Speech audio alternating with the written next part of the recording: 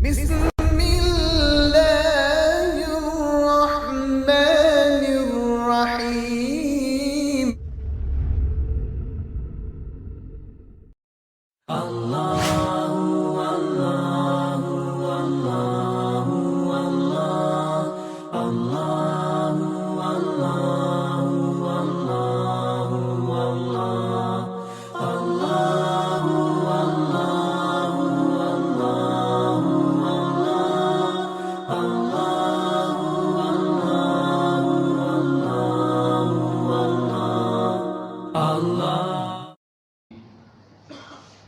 سيد الأنبياء والأولياء والصالحين وعلى آله الطيبين الطاهرين وأصحابه الراشدين المهديين. أعوذ بالله من الشيطان الرجيم. بسم الله الرحمن الرحيم. ومن الناس من يشري نفسه ابتغاء مرضات الله والله رؤوف بالعباد. صدق الله مولانا العظيم. جميع احباب مکرم، قابل قدر نہایت ہی محترم دوستوں، رفیقوں، اور بالخصوص مسجد ہادہ کے انتہائی باوقار امام و خطیب حضرت مولانا اویس صاحب، دیگر نوجوانوں، معزز اور محترم بزرگوں،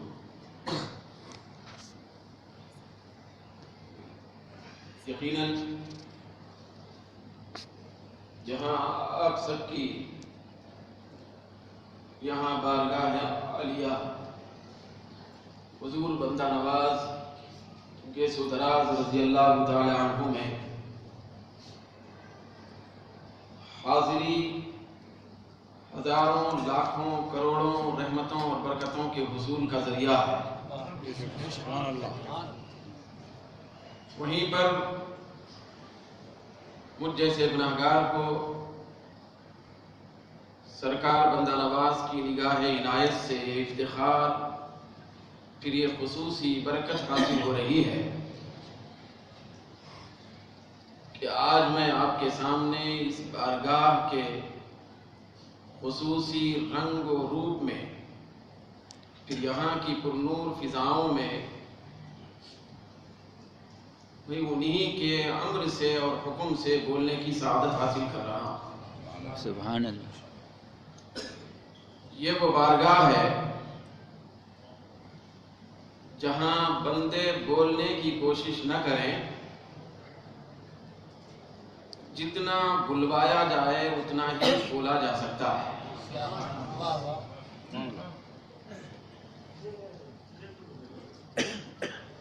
یہاں اگر کوئی بولے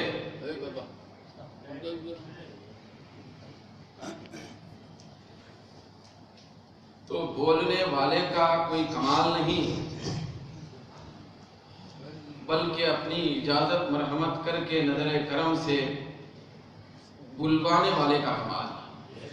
سبحان اللہ. تو میں کسی تفصیل میں گئے بغیر قرآن مجید کی جو آیت کریمہ کے چند مختصر کلمات اور مقدس اور متبرک الفاظ پڑھنے کی سعادت حاصل کیا، تو ان کی روشنی میں کچھ باتیں عرض کرنے کی سعادت حاصل کروں گا. سب سے پہلے بارگاہ رسالت والی رسالت میں درود و سلام کا نذرانہ پیش کریں. اللہم صل علی سیدنا مولانا وعلی آل سیدنا محمد وسلم صلاۃ و سلام علیک یا سیدنا یا حبیبنا یا رسول اللہ. یقیناً میرے محسن حضرت علامہ مفتی عبدالرشید صاحب دامت برکاتہ العالیہ، یہ ان کی نظر کا بھی فیض ہے کہ میں آپ سب کے سامنے آج میں اس بارگاہ عالیہ کی پرنور فضاؤں میں کچھ کہنے کی سعادت اور جرأت حاصل کر رہا ہوں. قرآن مجید کے جو کلمات ابھی پڑھے گئے ہیں، اللہ رب العزت ان کلمات مقدسہ میں فرما رہا ہے کہ کچھ لوگ وہ ہوتے ہیں جو اپنے آپ کو اللہ کی مرضی طلب کرنے کے لیے اس کی جستجو میں بیچ دیتے ہیں، اور اللہ تبارک و تعالیٰ ایسے بندوں پر بہت بڑا مہربان ہوتا ہے۔ تو کچھ بندے ایسے ہوتے ہیں جو اپنے آپ کو اللہ کی رضا حاصل کرنے کے لیے بیچ دیتے ہیں، پھر ان کی زندگی کا ہر معمول پروردگار عالم کی رضا اور خوشنودی کے حصول کے لیے ہوتا ہے۔ بھئی اگر وہ کھانا بھی کھاتے ہیں تو اس میں بھی اللہ کی رضا پوشیدہ ہوتی ہے۔ سجدے کی بات تو الگ ہے، وہ اگر تناول بھی فرمائیں تو اس میں بھی اللہ کی رضا ہے۔ سبحان اللہ۔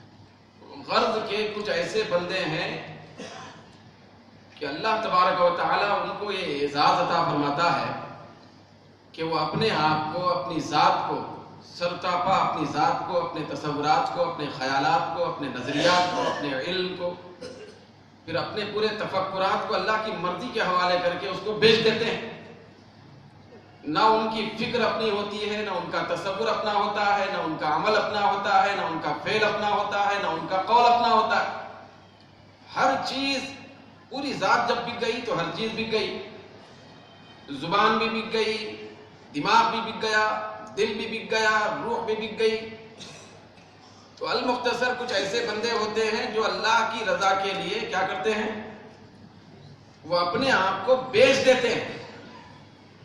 جب بیچ دیتے ہیں تو اللہ تبارک و تعالیٰ کا رحم و کرم ان کے اوپر نازل ہوتا ہے۔ سبحان اللہ۔ مگر کچھ ایسے بندے بھی ہوتے ہیں جو آگے بڑھ کر بارگاہ الہی میں اپنے آپ کو بیچتے نہیں ہیں، خود خدا اپنی مرضی سے ان کو خریدتا ہے۔ سبحان اللہ۔ سبحان اللہ۔ کچھ بندے ایسے ہیں جو بیچنے والے ہیں، کچھ بندے ایسے ہیں جو بکنے والے ہیں، کچھ بندے ایسے ہیں کہ بیچنے والے وہی ہیں، خریدنے والا کوئی اور ہے۔ مگر کچھ بندوں کو اللہ تبارک و تعالی مرتبے میں، عظمت میں، کمال میں اتنی بلندی عطا فرماتا ہے، پھر اللہ تبارک و تعالیٰ کی خصوصی محبت ان بندوں پر اتنی اترتی ہے کہ رب کائنات ان بندوں کو آگے بڑھ کر محنت کر کے، جستجو کر کے، جدوجہد کر کے بیچنے کی زحمت بھی نہیں دیتا۔ پروردگار عالم اپنی شان کے لائق ان بندوں کو خرید لیتا ہے۔ سبحان اللہ۔ اور یہ بھی قرآن مجید میں موجود ہے۔ پروردگار عالم نے فرمایا ان اللہ اشترى من المؤمنین انفسهم واموالهم بان لهم الجنہ۔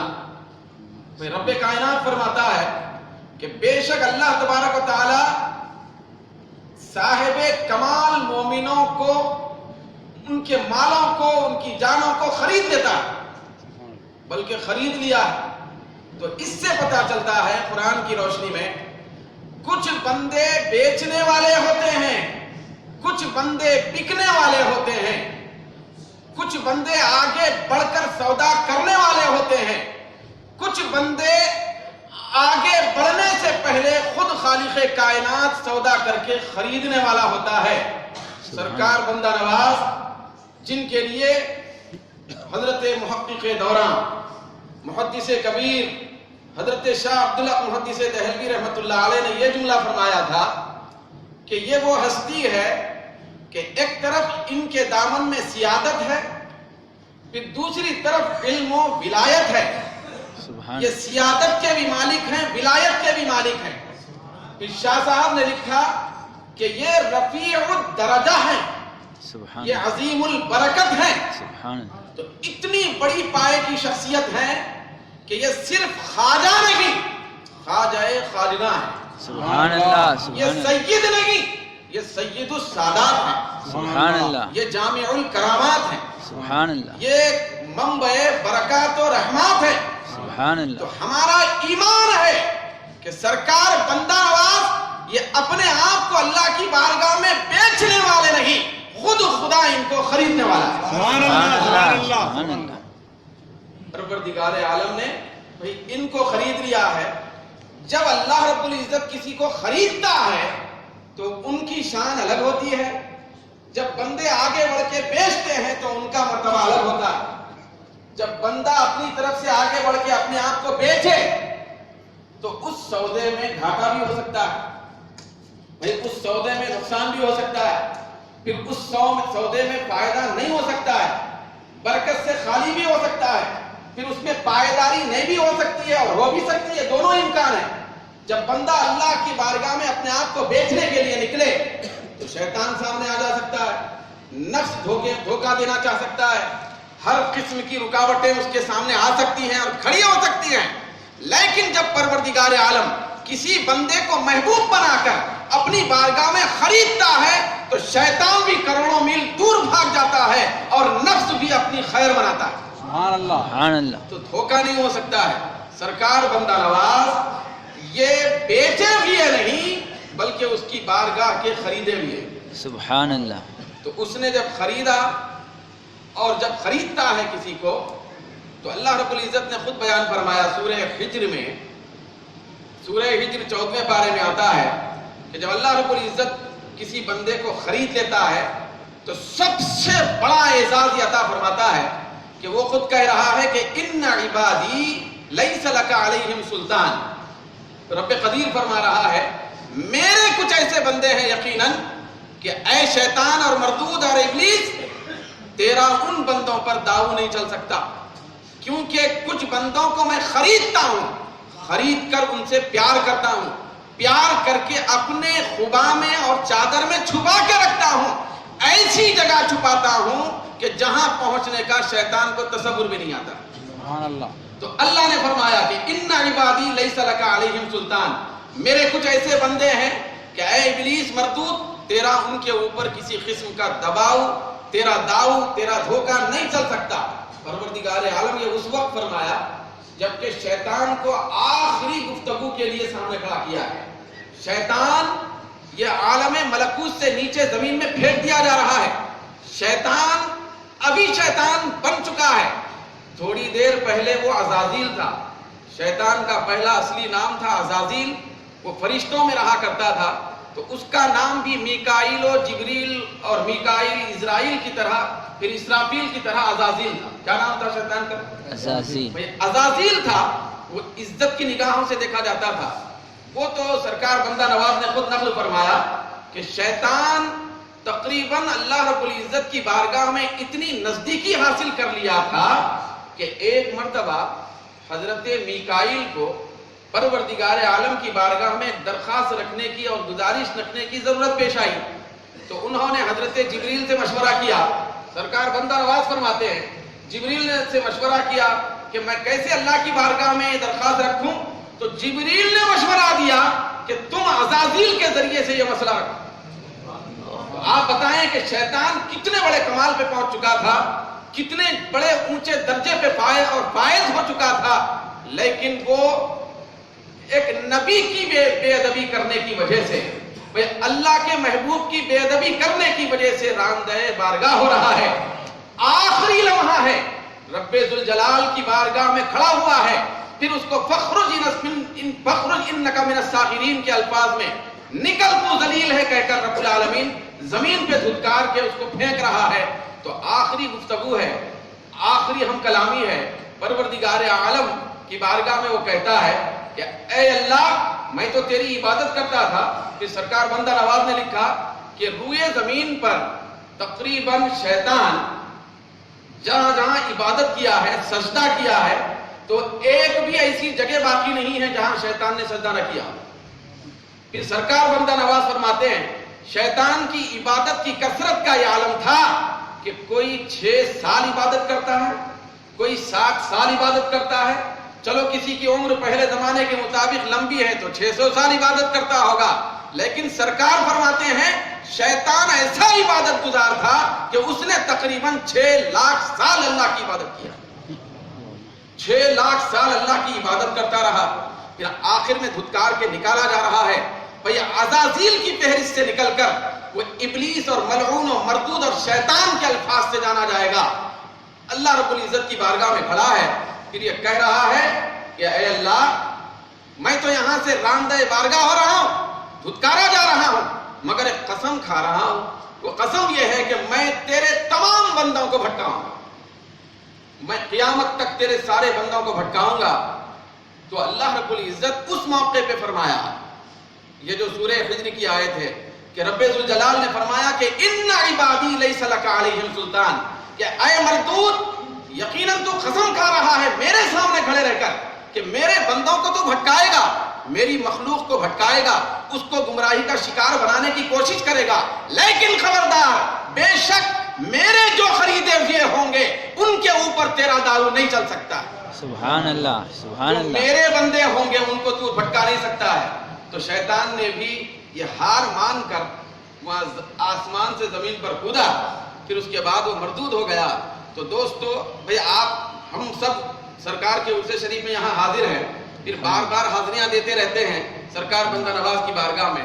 कोई आपसे पूछे कि सरकार बंदा नवाज की बारगाह में, वहां की पुरनूर फिजाओं में, दरबारे आलिया में क्यों जाते हो, तो आप बोलेंगे कई जवाबात हैं, लेकिन कुरान की रोशनी में ये जवाब है क्योंकि सरकार बंदा नवाज ये अल्लाह रब्बुल इज्जत के खरीदार हैं। जो खरीदार होते हैं वहां शैतान की रसाई नहीं होती है। हम शैतान से बचने के लिए बंदा नवाज की बारगाह में जाते हैं। सुभान अल्लाह, सुभान अल्लाह। सबसे बड़ा फायदा ये होता है कि अल्लाह के वलियों की बारगाह में आए तो शैतान से बचा जा सकता है।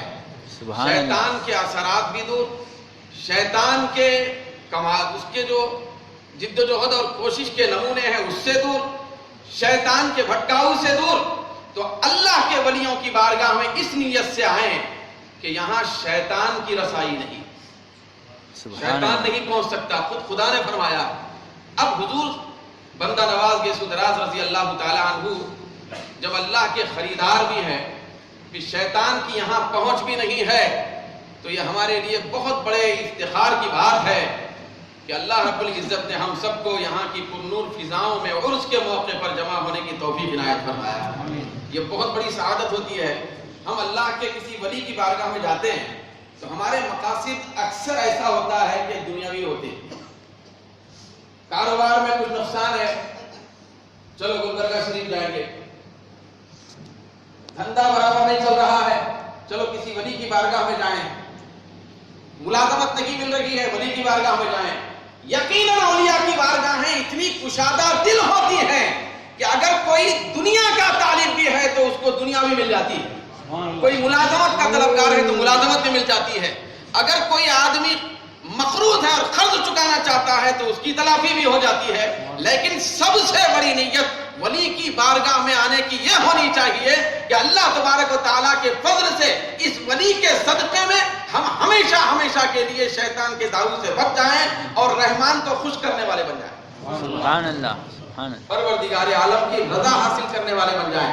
सरकार बंदा नवाज फरमाते हैं कि अल्लाह के वली की बारगाह इतनी मुमताज और मुनफरिद होती है जहां अल्लाह के वली रहते हैं कि अगर उनकी निगाह करम के सामने से, निगाह करम के सामने से अगर कोई यहूदी या ईसाई भी गुजर जाए, कौन, मुसलमान की बात नहीं फरमा रहे सरकार भाई, अगर कोई ईसाई और यहूदी भी गुजर जाए और वली अपनी चाहत से नजरे करम डाल दे तो यहूदी और ईसाई को भी फायदा हो जाता। सुभान अल्लाह। भाई आप ईमान से बताएं कि यहाँ सरकार की बारगाह में आने वाले लोगों में हम हैं सिर्फ या दूसरे लोग भी? दूसरे लोग, हमारे हिंदू भाई कई लोग हैं। क्या हो रहा है? ये फैजान औलिया की एक शान है। सुभान अल्लाह।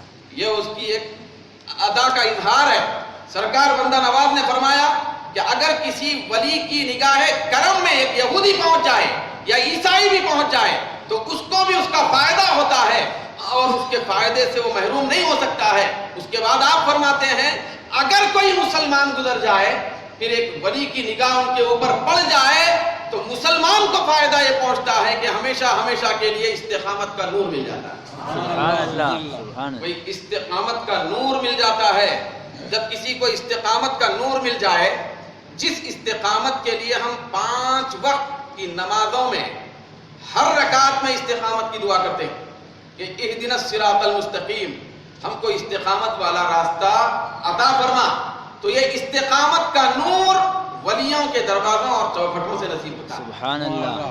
تو یہ بہت بڑا فائدہ ہے کہ اللہ تبارک و تعالی ہم سب کو استقامت کا نور دینے اور عطا فرمانے کے لیے یہاں پر جمع ہونے کی توفیق عنایت فرمایا ہے.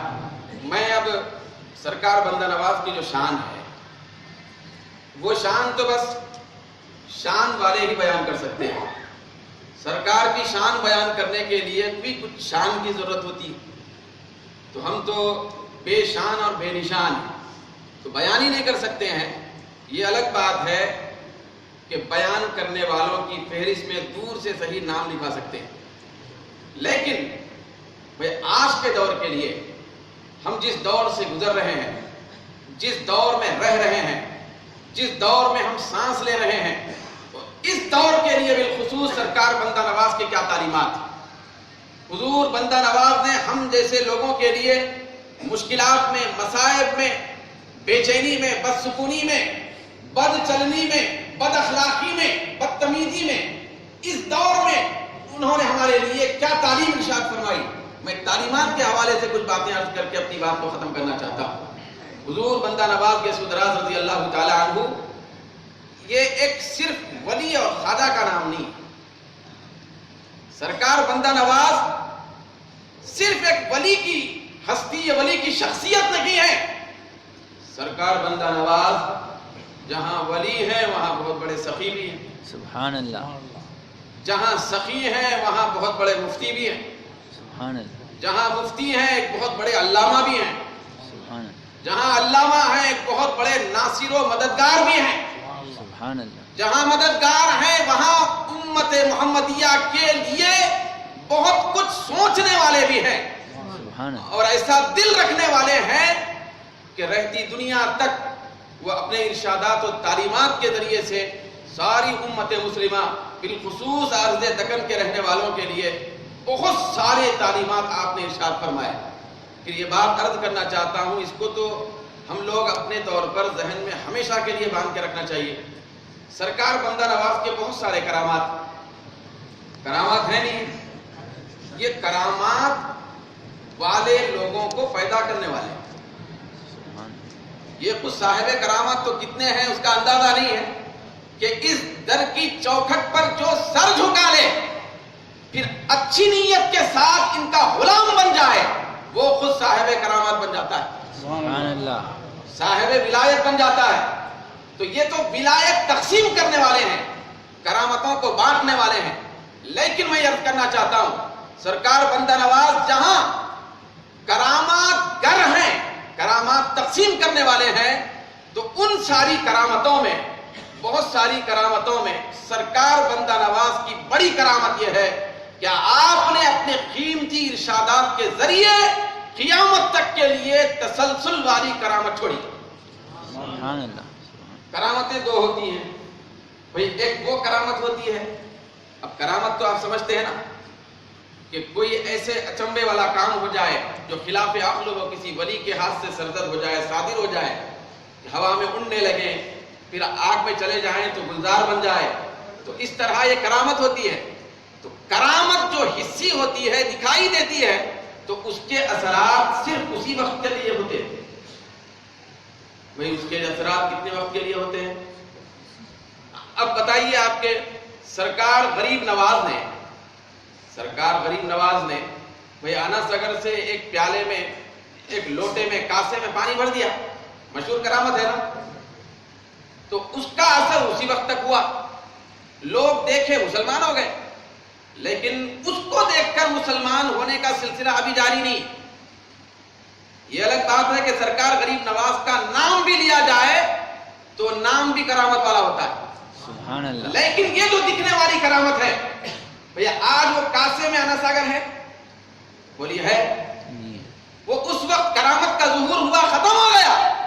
لیکن مجدد الف ثانی شیخ امام ربانی شیخ احمد سرہندی رحمۃ اللہ علیہ فرماتے ہیں کہ ولیوں کی ایک کرامت حصی اور دکھائی دینے والی اور کچھ وقت کے لیے ہوتی ہے, وہ ہو کر ختم ہو جاتی ہے. وہ اس دور اور زمانے اور وقت کے لیے بہت بڑے مشعل راہ ہوتی ہے. لیکن ولی کی حقیقی دائمی کرامت یہ ہوتی ہے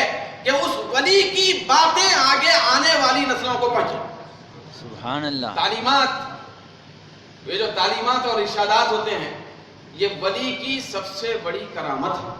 سبحان اللہ. اس کو سمجھنے کے لیے آسان بات ہے، ہمارے پاس ہمارے سرکار لاکھوں معجزات رکھنے والے ہیں. ہر نبی معجزہ لے کر آیا، ہمارے نبی معجزہ بن کر آئے. سبحان اللہ. یہ تو ہے، آپ سنتے رہتے ہیں. لیکن سرکار کا سب سے بڑا معجزہ کیا؟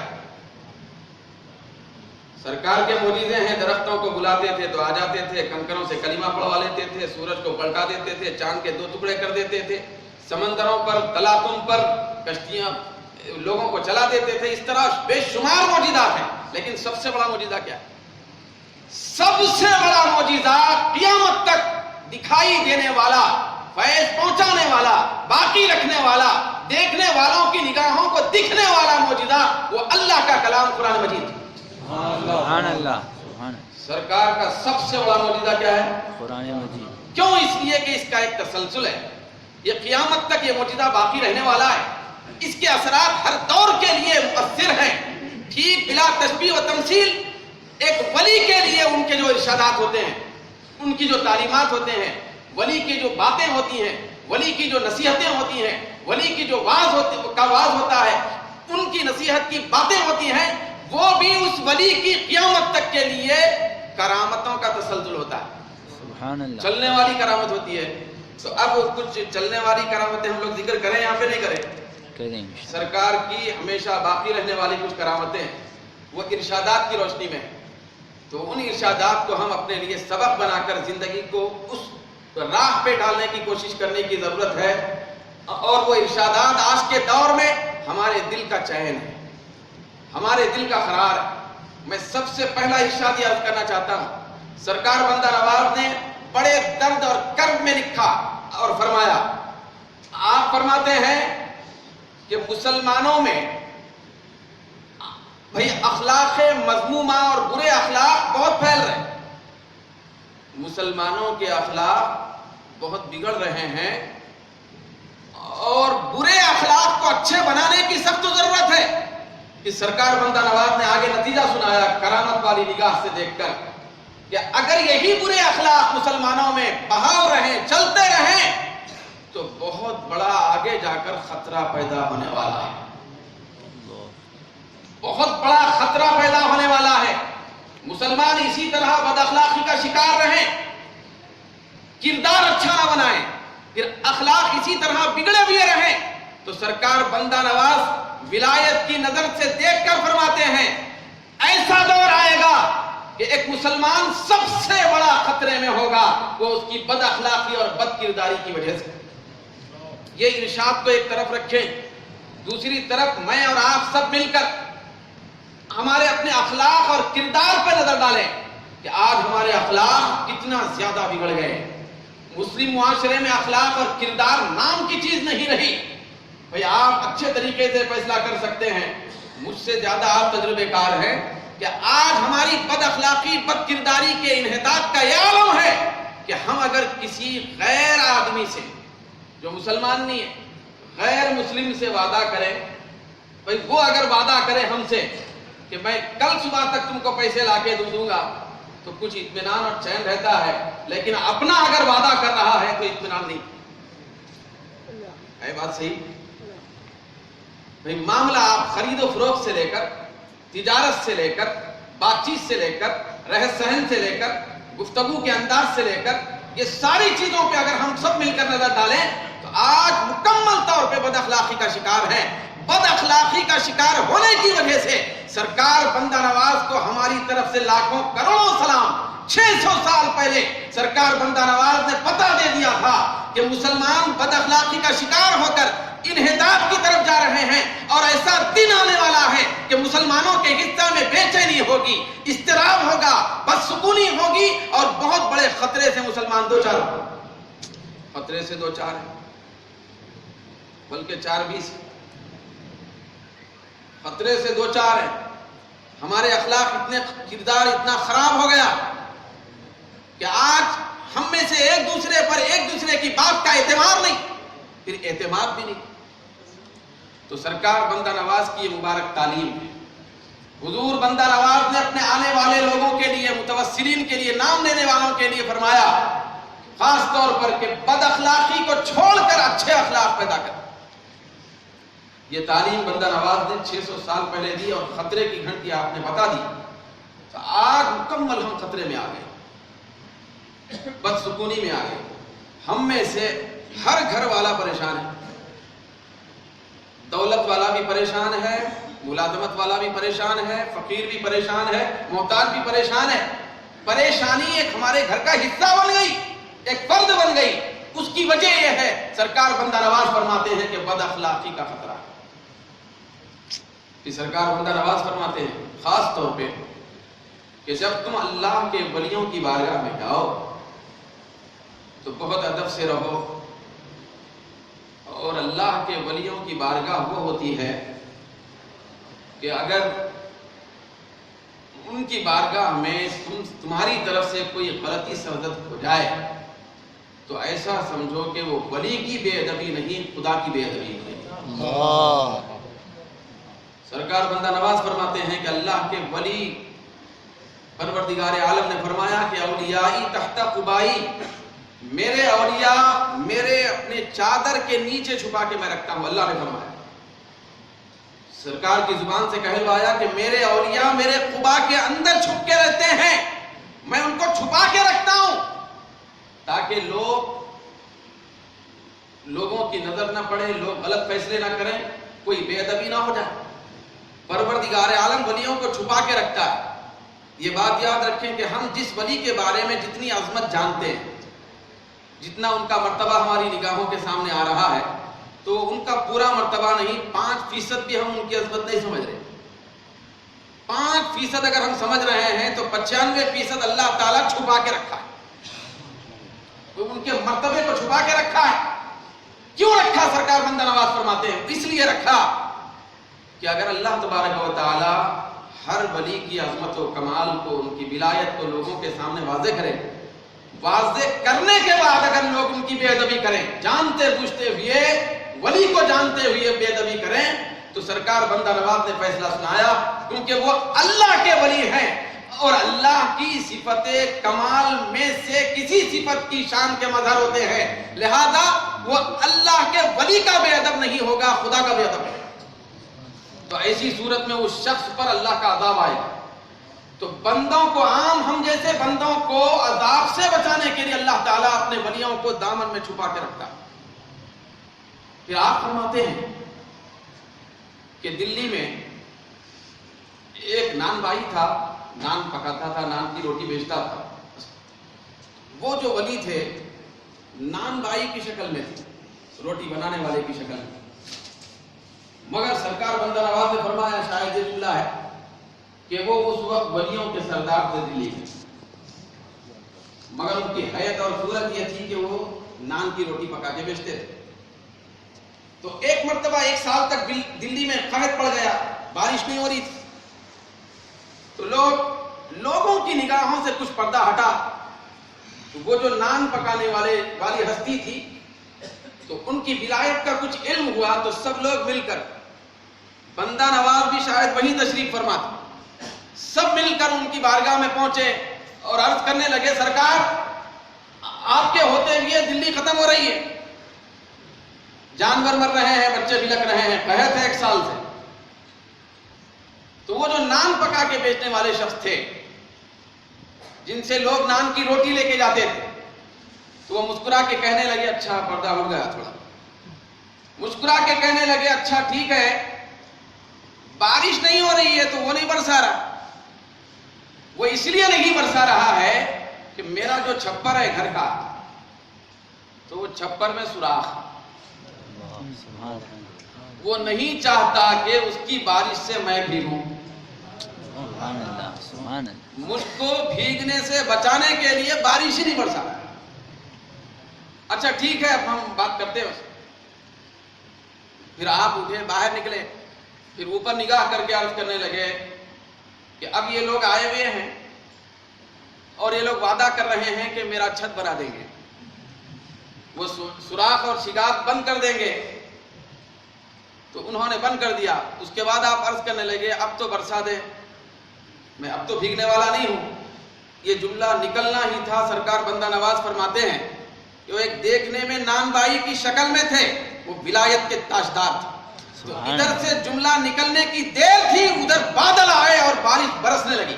سبحان اللہ, سبحان اللہ. بارش اتنی برسنے لگی. اب وہ تو چھپر تھا, اس طرح کا گھر تو نہیں تھا چھت والا.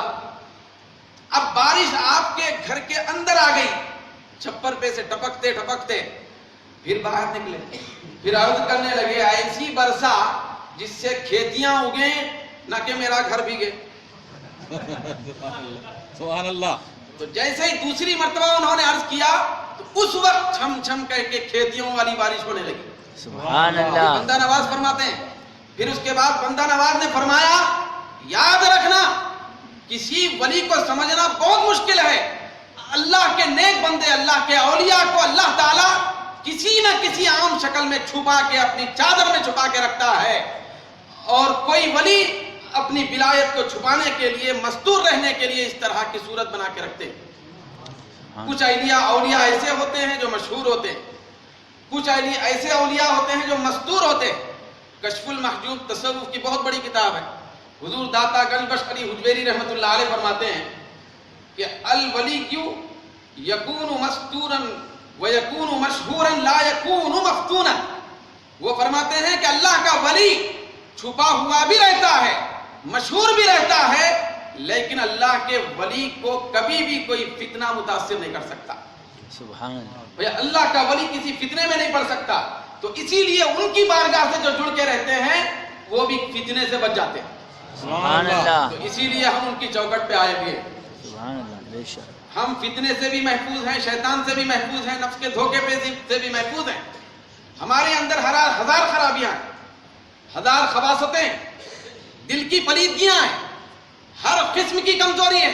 ساری کمزوریوں کا علاج قرآن مجید میں اللہ رب العزت نے بیان فرمایا کہ یا ایھا الذین آمنوا اتقوا اللہ وکونوا مع الصادقین. اے ایمان والو, اگر تم کمزور ہو, بے بس ہو, خرابیوں میں ہو تو میرے سچے بندوں کے ساتھ ہو جاؤ. جس وقت سچی صحبت ملے گی ساری برائیاں دور ہو جائیں. سبحان اللہ, سبحان اللہ. بے شک.